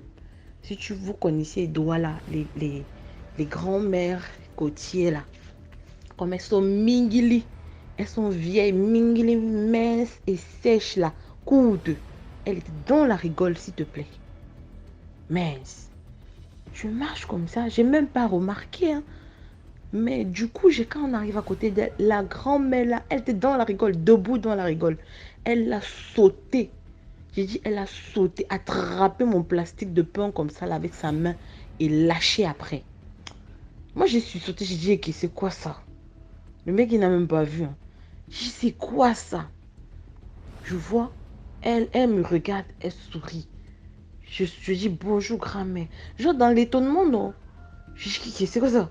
Je la vois et puis je dis bonjour grand-mère. Avec un léger sourire de gêne, genre, mais qu'est-ce qu'elle vient de faire? Mais que la grand-mère, elle a attrapé mon père avec sa main comme ça, elle a lâché. Comme si elle voulait arracher, mais après elle a lâché. Combien on était déjà à côté de sa maison, je regarde, j'ai dit non, non, non, non, non. Moi, je suis en train de flex dans ma tête que, mais qu'est-ce qui vient de se passer? Lui, il est en causer avec sa voisine à distance qui est en train d'arriver. Et je crois qu'il était même déjà à côté de nous, genre, on s'est dit bonjour, et puis on est entré dans la maison, parce que c'était vraiment à côté de sa maison déjà. On entre dans la maison, je lui dis que, gars, tu as même vu ce qui vient de se passer? Il me dit non. Je lui dis que, tu n'as pas vu la grand-mère là? Il me dit, quelle grand-mère? Je dis, il y a une grand-mère. Là, dans la rigole, elle était debout dans la rigole, vraiment vieille, mince coute comme ça, sèche. Les grands-mères doigts là, les bassas là, non. C'est pas pour insulter les doigts et les bassas, mais c'est comme ça qu'elles sont. Pardon. Jesus. Je lui ai donné le plastique de pain. Je lui ai dit, va jeter le pain ici dans les toilettes. Je dis dans les toilettes. Je sentais que si je mangeais le pain là, quelque chose n'allait pas donner. Et je lui explique maintenant que voilà, elle a attrapé, puis elle a lâché. Il me dit, hé, la grand-mère là. Non, non, non, non, non, c'est pas normal. Et il vivait encore en famille, donc il a aussi raconté ça à sa grand-mère, lui, parce qu'il vivait avec sa grand-mère, ses soeurs et tout, sa tante, tout ça. Et quand il dit comme ça, sa grand-mère, oh, bon, bon. Et elle aussi se fâche que, mais comment elle peut faire les choses comme ça? Pourquoi elle attrape le pain de l'enfant là? Donc elle se fâche contre la grand-mère là. Et tout. Moi, j'ai dit, gars, tout ce que je sais, c'est que je ne peux pas manger le pain, là. Il allait jeter mon pain, ça m'a fait mal. J'ai dit, jette pas dans la poubelle, jette ça dans les toilettes. Le genre que quelqu'un ne va même pas se perdre pour faire l'erreur de goûter à ça. Jette que dans les toilettes. Et il allait jeter. C'est là que sa petite soeur m'appelle à côté. Sa petite soeur avait même déjà accouché et tout. Elle me dit, la grand-mère, là, quand j'étais enceinte, elle m'a fait quelque chose. Je suis restée comme ça, j'étais assise. La grand-mère est venue s'asseoir en face de moi. Quand elle s'assoit en face de moi comme ça, elle me fixe. Elle me fixe, elle me fixe. Après, elle ne se lèvait pas. Que le palu qui m'a pris le jour là. Le palu. Et vous connaissez que les femmes enceintes ne doivent pas avoir le palu. Parce que quand tu chauffes, l'enfant dedans chauffe. Ça va faire la température, l'enfant va augmenter, il peut mourir. Tu peux faire un enfant mort-né. Elle dit que le palu qu'elle a failli mourir. Je dis, la grand-mère là. Ah, heureusement. Oh. Et je te jure, j'ai jeté le pain là. En sortant, elle n'était plus là. Elle n'était plus dans la rigole. Maintenant, quelques années après, parce qu'après, on s'était séparés avec le gars. J'étais jeune. On s'était séparés, je suis allée à l'université, j'ai changé de ville et tout. Quand j'étais revenue, on s'était un peu revus. Je posais les questions, comment va-t-elle et tout. Parce que c'était quand mon gars, on avait fait, je crois, 2 ans ensemble. Il me dit que, la grand-mère a été morte. J'ai dit, ah bon? Il me dit, oui, la grand-mère a été morte. J'ai dit, ah, c'est sûr qu'elle voulait liquider, que ça n'a pas donné. Oh, papa, je te jure. Donc, vraiment, si quelqu'un pouvait... Je dis ça pour sensibiliser. La morale de l'histoire, c'est justement pour sensibiliser parce que quelqu'un peut simplifier cet acte-là et puis manger le pain. Tu sais que tu manges quoi? Elle arrache ça, elle attrape ton pain par rapport à quoi? Ça n'a pas de sens. Elle ne te connaît pas, elle ne t'a jamais vu, tu ne l'as jamais vu. Par rapport à quoi? Elle te voit dans le quartier comme ça. Tu es en train de marcher avec un gars de son quartier, un petit enfant de son quartier. Elle attrape ton pain. Donc les gars, pardon, faites attention. Faites attention parce qu'on ne connaît pas. Moi, je dis toujours que c'est mieux de jeter comme ça. Si c'est que ça n'avait rien, voilà, mieux tu as jeté que de dire que non, ça n'arrive. Et puis tu manges et puis quelque chose t'arrive. Des trucs comme ça, tu vas commencer par au pour dire que tu vas te soigner. Et le temps, peut-être, si c'est déjà que tu dois... Ben non, non, non. Moi, j'ai trop peur, gars. Mais je vous dis, la famille DMG, faites très attention quand vous marchez. Ne simplifiez rien, en fait. Ne simplifiez rien. Ne simplifiez rien. Parce que Et mon cœur, quand elle avait attrapé le pain là, ça a fait boucle, mais c'est quoi ça? Ça n'a pas de sens. Après, elle me regarde, elle sourit. Tu vois les souris des sorcières dans les films nigérians là. Vraiment, elle est placée debout comme ça. Elle fait comment pour sauter déjà? Posez-vous la question, comment une grand-mère fait pour sauter? Tu vois les grandes rigoles là. Vous connaissez les grandes rigoles de la... j'ai failli dire le nom du quartier. En ville là-bas. En ville. Les grandes rigoles, quelqu'un se place dedans. Combi, ça te prend d'abord jusqu'à ce que peut-être c'est au niveau de ton cou. Donc on voit seulement ton cou. Elle était dedans. Elle saute comment jusqu'à elle attrape mon peu. Moi qui suis en route. Non, papa. Moi, j'ai pas mangé le pain là. Et jusqu'aujourd'hui, je suis en vie. Pardon. Mais elle est morte. Donc, faites très attention, s'il vous plaît. Portez-vous bien et DMJ, force à toi. Force à votre travail, toi et ta team et tout. Bonne journée. Bisous. Merci beaucoup pour l'histoire. Maintenant, on passe à la 10e histoire. Bonjour DMG, bonjour à toute la grande famille DMG. Likez, partagez. Vraiment, cette émission, pour nous, c'est une fierté. Vraiment, DMG, merci pour cette émission. Likez davantage. Je vais raconter l'histoire de ma tante. Ma tante a duré dans un mariage, n'a jamais fait d'enfant. Elle voulait un enfant à tout prix. Elle voulait vraiment un enfant, car elle s'est croisée avec son mari sur le banc de l'école. Ils ont terminé les études, ils ont commencé à travailler. Ils se sont mariés dans la jeunesse. Elle n'a jamais eu d'enfant, ni avorté. Vraiment, elle voulait un enfant. Et les beaux-parents ne voulaient plus d'elle parce qu'elle ne fait pas les enfants. Les beaux-parents voulaient d'une autre que le mari avait comme maîtresse qui avait les enfants au mariage avec son mari. On voulait que le mari épouse cette femme-là. Mais elle n'avait pas d'enfant. Et ça l'embêtait énormément. Ça l'embêtait. Elle a cherché. Elle est allée en Europe, partout. Pas de solution. Elle est revenue. Et sa voisine, un jour, est venue la voir, lui dire « J'ai la solution à ton problème, je vais t'aider. » Elle a dit « Ok, qu'est-ce qu'on pourra faire ?» Elle a dit « Il n'y a pas de souci. Je viendrai tardivement dans la nuit. » Comme elle s'entendait beaucoup avec sa voisine. « Je viendrai gratter à ta fenêtre, la fenêtre de ta chambre. Je ne vais pas cogner pour ne pas faire de bruit, donc je vais gratter. » Aux environs de minuit, 1 heure, tu peux te réveiller, ne t'endors pas profondément. Elle a dit ok. Elle est venue dans la nuit, elle a gratté, elle est sortie, elle a refermé la porte. Elle avait une feuille, en tout cas sous forme d'entonnoir. À l'intérieur, il y avait des liquides. Donc, elle a dit à ma tante, viens, je vais te mettre ça aux yeux. Elle a mis ça aux yeux de ma tante. Ils ont fait le voyage astral ensemble. Ils sont partis. Elles ont fait le premier voyage, deuxième voyage, troisième voyage, quatrième voyage. Tous les jours, elles partaient. Pas de suite. Après un temps, ma tante a dit, moi je suis fatiguée, je ne veux plus partir parce que depuis que je vais, moi, on ne m'a jamais donné l'enfant, on donne les enfants aux autres femmes. Et moi non, je ne veux plus partir, je suis fatiguée. Elle a dit non, c'est pas comme ça, il faut insister, faut toujours persévérer, les autres aussi c'est comme ça. Et après tu as vu, elles ont des enfants. Ma tante a continué pendant 2 mois. Elle partait. En fait,